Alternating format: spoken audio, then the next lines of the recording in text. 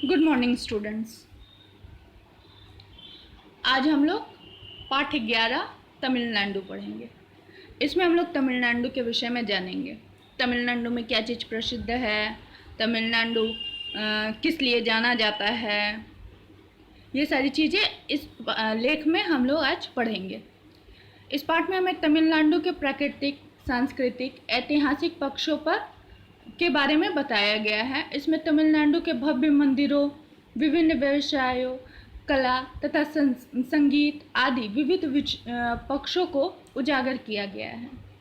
तो आइए हम लोग जानते हैं कि तमिलनाडु में क्या चीज़ प्रसिद्ध है।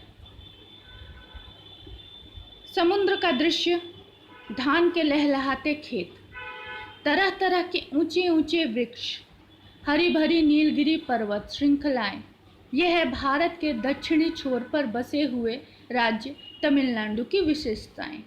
तो ये विशेषताएं हैं। क्या विशेषताएं हैं?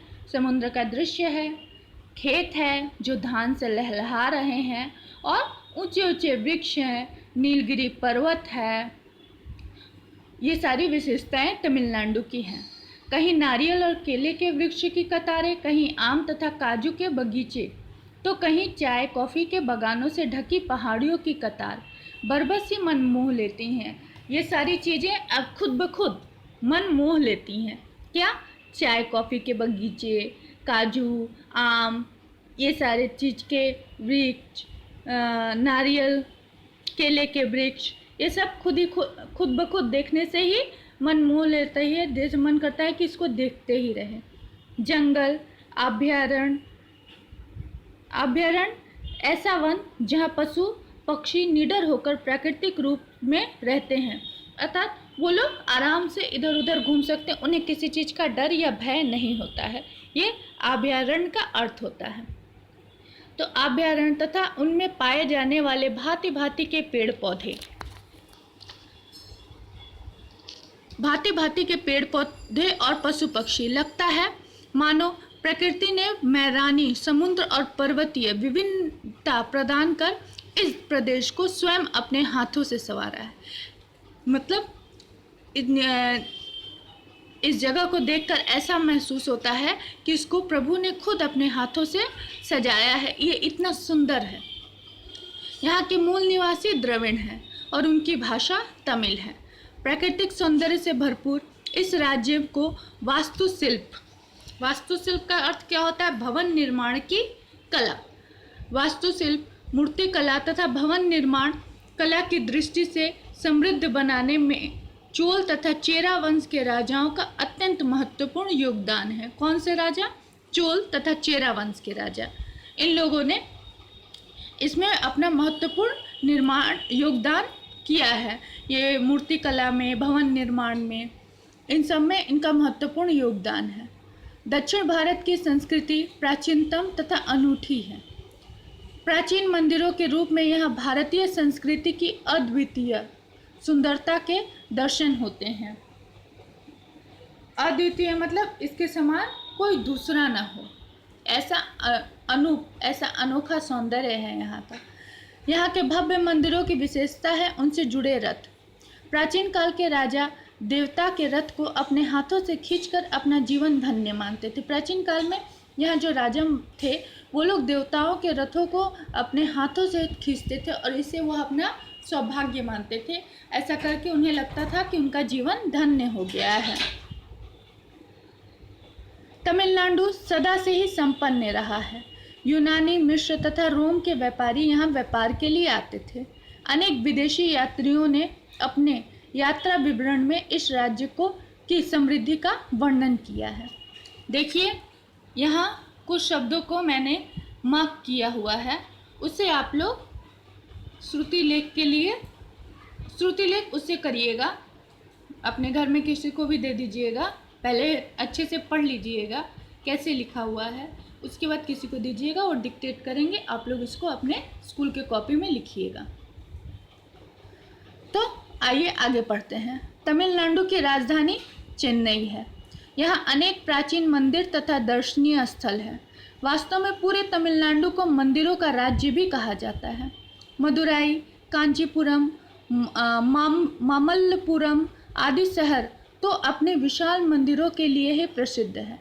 कांजीपुरम तथा तंजावुर स्थित शिव मंदिर, मदुराई की मीनाक्षी मंदिर वास्तुकला का मूर्तिकला का अनोखा संगम है। अर्थात शिव मंदिर जो कांजीपुरम तंजावुर में स्थित है, वहाँ का शिव मंदिर और मदुराई का मीनाक्षी मंदिर वास्तुकला और मूर्तिकला के लिए बहुत ही प्रसिद्ध है। मंदिरों की दीवारों पर बनी शिव, गणेश, पार्वती, नंदी तथा अन्य देवी देवताओं की मूर्तियां अत्यंत आकर्षक और जीती जागती लगती हैं। अकेले कांजीपुरम में ही 130 से अधिक मंदिर हैं। इसका प्राचीन नाम कंचनपुर था तथा यह भारत की सप्तपुरियों में से एक है। इसका प्राचीन नाम, कांजीपुरम का प्राचीन नाम कंचनपुर था, याद रखिएगा।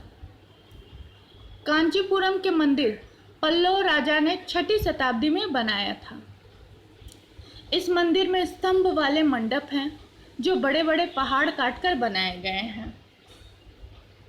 स्तंभ मतलब जो खंभे गड़े होते हैं ना, उसको स्तंभ बोलते हैं। मदुराई में मीनाक्षी मंदिर की ऊंचाई 100 फुट से भी अधिक है। इसके मंडप में 1000 कलात्मक खंभे हैं।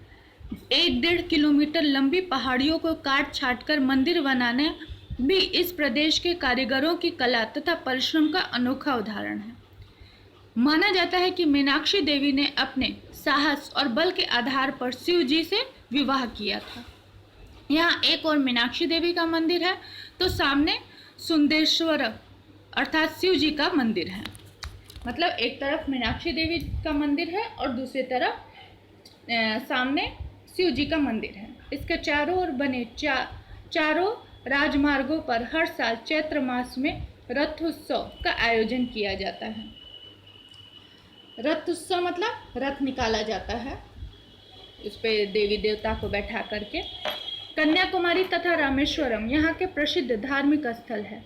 रामेश्वरम के शिव मंदिर का संबंध रामायण से है। माना जाता है कि यहाँ श्री राम ने शिव की आराधना की थी और यहाँ मीठे पानी के 22 कुंड हैं।